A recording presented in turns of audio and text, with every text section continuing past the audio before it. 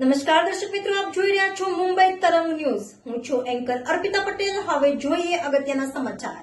અમરેલી જિલ્લા પંચાયતના પ્રમુખ ભરતભાઈ સુતરિયાના અધ્યક્ષ સ્થાને સામાન્ય સભા મળેલ હતી. અમરેલી જિલ્લા પંચાયત ખાતે સામાન્ય સભાની બેઠક મળી. આ બેઠકમાં જિલ્લા પંચાયતના જિલ્લા વિકાસ અધિકારી, ઉપપ્રમુખ સુરેશભાઈ પાથર, ચૂંટાયેલ સભ્યો અને શાખા અધિકારીઓ હાજર રહેલ હતા. આ બેઠકમાં મુખ્ય મુદ્દો અંદાજપત્ર સને 2024-25 મંજૂર કરવાની બાબત હતી. જે બજેટ રજૂ કરતા ભરતભાઈ સુતરિયાએ હર્ષની લાગણી અનુભવી હતી.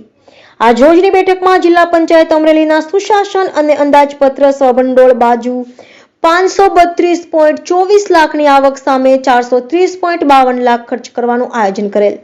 જ્યારે તબદીલ પ્રવૃત્તિ સરકારી યોજનામાં 997.52 કરોડનું અંદાજપત્ર રજૂ કરવામાં આવેલ હતું, જે સામાન્ય સભા દ્વારા સર્વસહમતિથી મંજૂર કરવામાં આવ્યું. જે બદલ જિલ્લા પંચાયત અમરેલીના પ્રમુખ ભરતભાઈ સુતરિયાએ સૌનો આભાર માન્યો અને જિલ્લા પંચાયત અમરેલીના ઉપપ્રમુખ સુરેશભાઈ પાથર તથા તમામ ચેરમેન અને તમામ સદસ્યોએ આ અંદાજપત્રને હર્ષભેર આવકાર્યો હતો.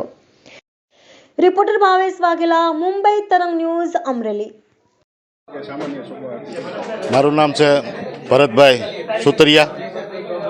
આજે જિલ્લા પંચાયત સામાન્ય સભા જે યોજવામાં આવી હતી તેમાં બજેટ હતું. પછી સામાન્ય સભાની અંદર મુદ્દા લેવામાં આવ્યા છે કે જિલ્લા પંચાયતનું આવક કઈ રીતે વધે તે મુદ્દા હતા. પછી બાંધકામ વિશે જે કામ દેરી થઈ હતી તેના મુદ્દા હતા, કેમ ઝડપથી કામ થાય. બીજા મુદ્દા હતા આરોગ્ય વિશે, તે લેવાઈ ગયા.